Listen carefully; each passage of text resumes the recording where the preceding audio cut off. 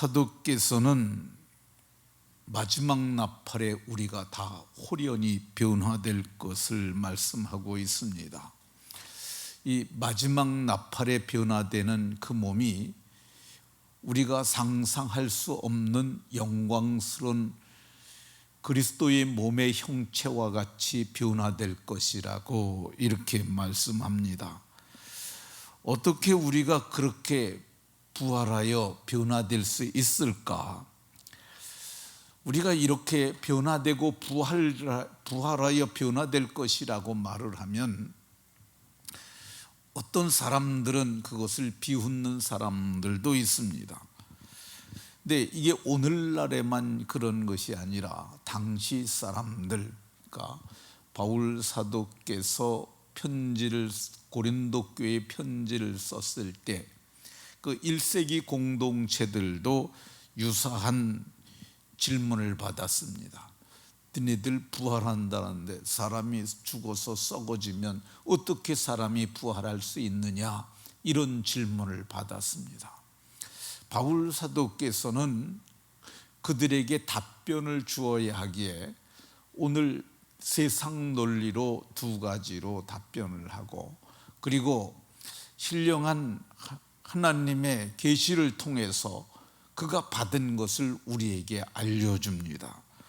그러면 죽은 자들이 어떻게 다시 살아날까? 지금 고린도전서 15장 보고 있는데 36절에 보면 이렇게 말씀합니다. 어리석은 자여, 내가 뿌리는 씨가 죽지 아니면 살아나지 못하겠고, 이렇게 말씀합니다. 우리가 씨를 뿌리게 될 때 씨가 죽어야만 다시 살아나는 거 아니냐. 마찬가지로 우리가 죽어서 땅에 들어가게 되면 마지막 날에 다시 살아나는 거다. 생물의 원리와 같다고 이렇게 말씀합니다. 그러니까 생물을 우리가 씨를 뿌리게 되면 씨가 죽어야 거기서 새로운 것이 나오지 않느냐. 마찬가지로 인간의 죽음도 마찬가지로 예수님을 믿는 믿음으로 죽은 사람들은 다 마지막 날에 부활을 하게 될 것이라고 말씀합니다. 두 번째, 사도께서는 내가 뿌리는 것은 장래에 37절을 보면은요, 37절을 좀 보세요. 37절. 제가 성경에 없는 얘기를 하는 것이 아니라 성경에 있는 얘기를 합니다. 내가 뿌리는 것은 장래의 형체를 뿌리는 것이 아니고 다만 밀이나 다른 것의 알갱이 뿐이로되, 이렇게 말씀합니다. 그러니까 우리가 무를 심는다고 할 때 무의 형체를 심는 것이 아니라 무의 씨를 심지 않습니까? 씨를 심으면은 무의 형체가 나타나는 것처럼 우리가 배추 씨를 심으면 배추의 형체가 나타나는 것처럼 밀알갱이를 심으면 거기서 싹이 나고 잎이 나고 꽃이 피고 마침내 밀이 열리는 것처럼 우리가 우리 몸을 땅에 이렇게 죽어서 묻게 되게 되면은 우리가 장래의 형체를 심는 것이 아니지만 38절에 각 종자에게 형체를 주시듯이 우리의 몸을 땅에 묻으면 마지막 나팔에는 우리가 영광의 형체로 그렇게 다시 살게 될 것이라고 이렇게 말씀합니다.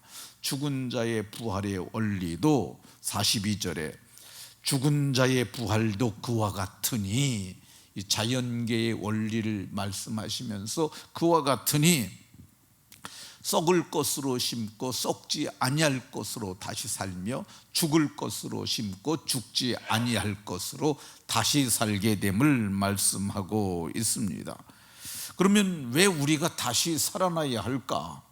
그것은 오늘 봉독한 본문 50절에 보면은 이렇게 말합니다.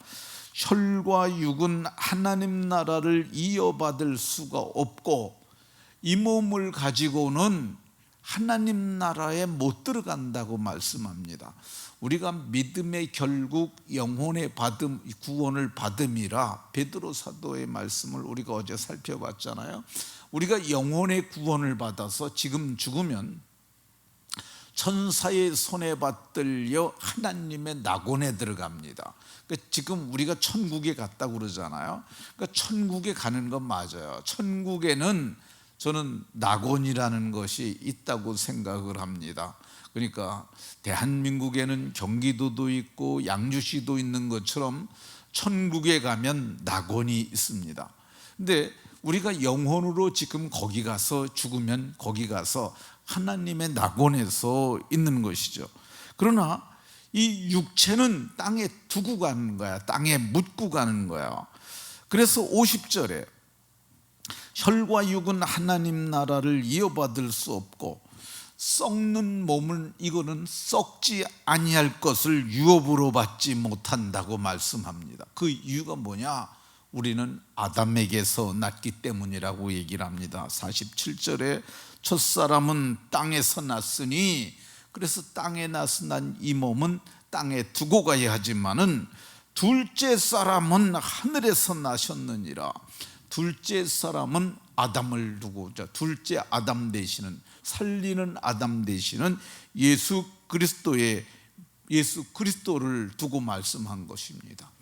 그러니까 예수님께서 살리는 아담으로 오셨고, 그래서 그의 피로 우리가 속량을 받았으므로 우리가 첫 번째 흙에 속한 자의 형상, 곧 아담의 형상을 입었던 것처럼 둘째 사람이 하늘에서 나셨으니까 우리가 하늘에 속한 자의 형상을 입으리라. 48절 반 보세요. 여기 보면 무릇 하늘에 속한 자, 영혼의 구원을 받은 자들은 하늘에 속한 자와 같으니, 하늘에 속하신 그리스도와 같으니, 그래서 우리가 그리스도의 몸의 형체로 변화가 되는데, 어떻게 변화가 되느냐? 만물을 자기에게 복종하게 하실 수 있는 그분의 역사로 우리의 낮은 몸, 천한 몸, 우리의 죽을 몸을 자기 영광의 몸의 형체와 같이 변하게 하실 것이라고 이렇게 말씀합니다. 그러면 우리가 죽어서 땅에 묻혔는데 언제 우리가 부활하여 변화가 될까? 이 51절 오늘 봉독한 본문을 보면 마지막 나팔에 순식간에 홀연히 변화되리니, 마지막 나팔이 있습니다. 그 성경에 나팔에 관한 얘기가 많이 나옵니다. 근데 요한계시록에 일곱 나팔, 일곱 대접이 얘기를 나오는데, 이것이 마지막 나팔이 어떤 때인지는 정확히는 잘 모르겠어요. 어쨌든 최종 나팔이, 마지막 나팔이 그 나팔일 것입니다.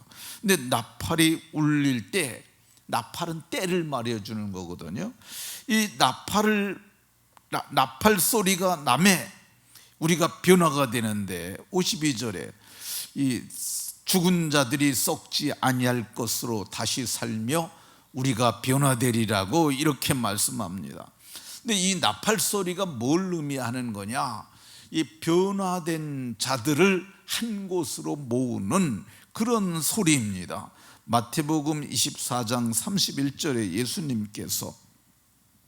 예수님께서 천사장의 호령과 나팔로 강림하실 때 천사들을 보내실 터인데, 저희가 그 택하신 자들을 하늘 이 끝에서 저 끝까지 사방에서 다 모으게 될 것이라고 말씀합니다. 그러니까 이 나팔 소리는 이 어떤 소리냐? 그는 잠자는 자들을 깨우는 소리입니다. 우리가 예수 안에서 죽는 자들을 성경은 잠을 잔다고 표현을 합니다. 근데 군대 갔다 오신 분들은, 제가 군대 생활할 때만 하더라도 나팔수라는 보직이 있었어요. 나팔수가 이 5시 50분 정도 되면은 나팔을 붑니다. 그러면 우리가 다 기상을 하는 거죠. 그러니까 잠자는 사람들, 이게 로마 군대도 그때 그랬다고 그래요.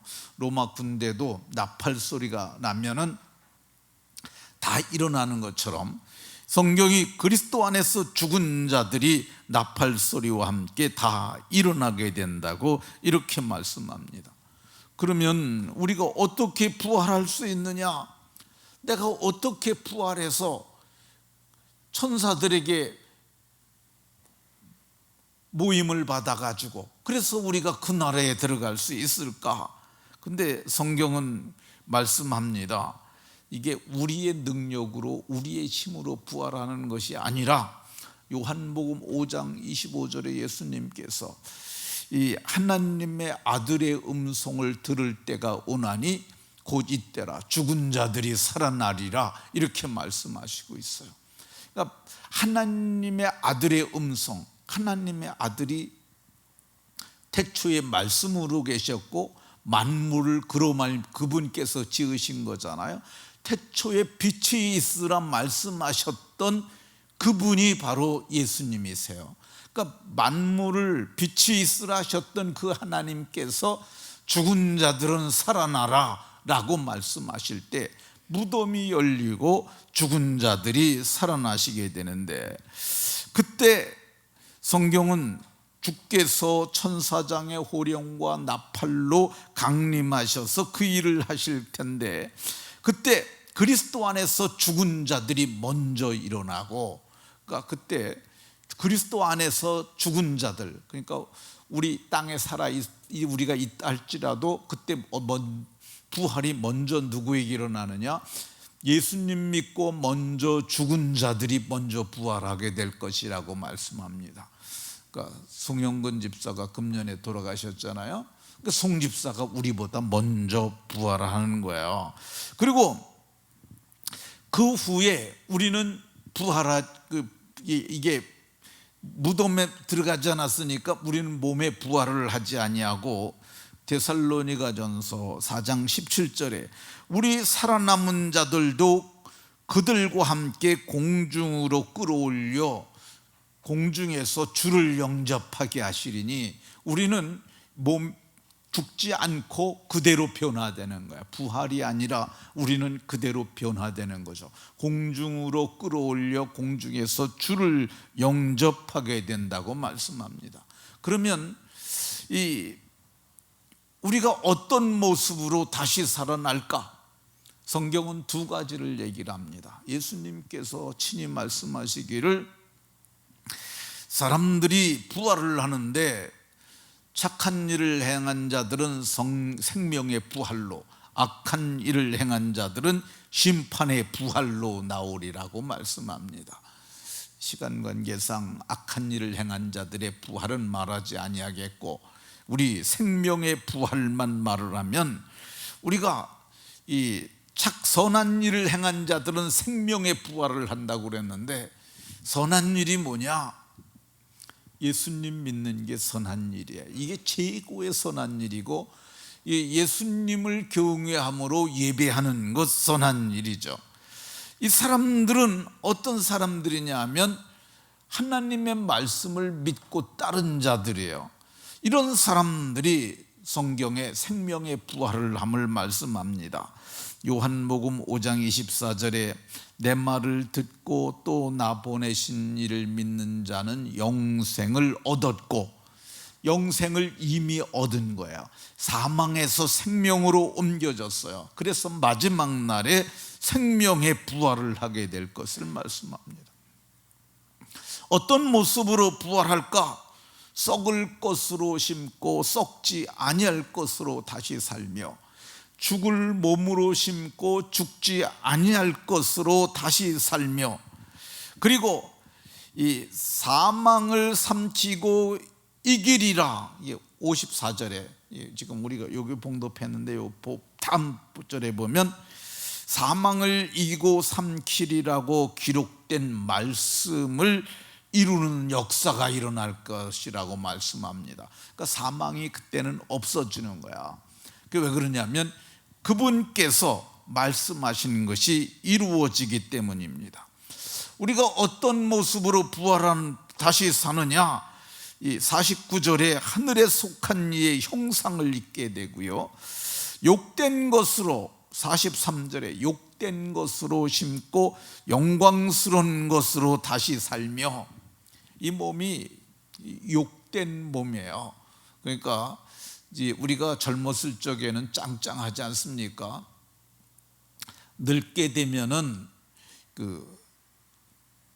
사람들이 다 망가져 가지고 머리도 다 빠지고 이빨도 다 빠지고, 그리고 소대변도 제대로 못 챙기고, 이게 욕된 몸이죠. 근데 욕된 것으로 심고 영광스러운 것으로 다시 살며, 또 약한 것으로 심고 강한 것으로 다시 살며, 이 강한 것이 어느 정도 강한 거냐? 병들지 않는 거야. 그리고 죽지 않는 거야. 이 강한 존재로 다시 살며, 그리고 육의 몸으로 심고 신령한 것으로 다시 사나니, 육의 몸으로 심고 신령한 것으로 다시 사는데, 이 고린도후서 3장 18절에서 저와 같은 형상으로 변화하여 영광에서 영광에 이르르니, 그냥 변화하는 것뿐만 아니라 영광에 이르게 된다고 말씀합니다. 이거는 가히 이르지 못할 말인데 우리가 그걸 알지도 못하잖아요. 영광이 어떤 것인지도 사실은 막연하잖아요.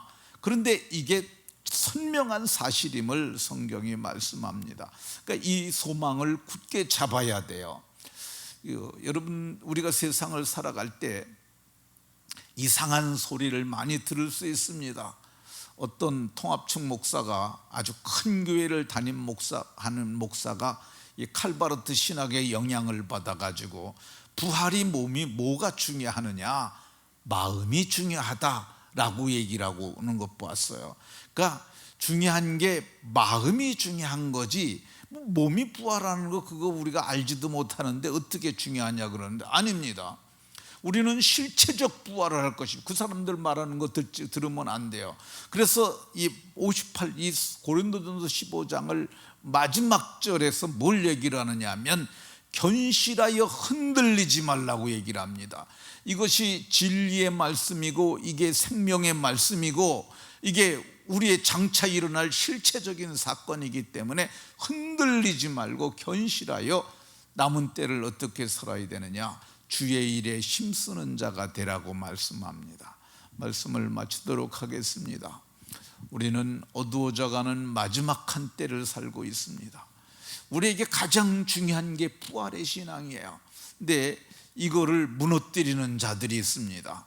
속지 마시고, 고린도전서를 누가 자꾸 이상한 말을 하면 고린도전서 15장을 와서 보세요. 천천히 보세요. 이게 어려우면은 현대인의 성경을 보세요. 똑같이 우리의 장차 일어날 변화될 일, 우리가 영광에 이르게 할 이 말씀이 있습니다. 말씀에 굳게 서서 마지막 날에 영광에 들어가는 복이 모두에게 있으시기를 주 예수 그리스도의 이름으로 축원합니다.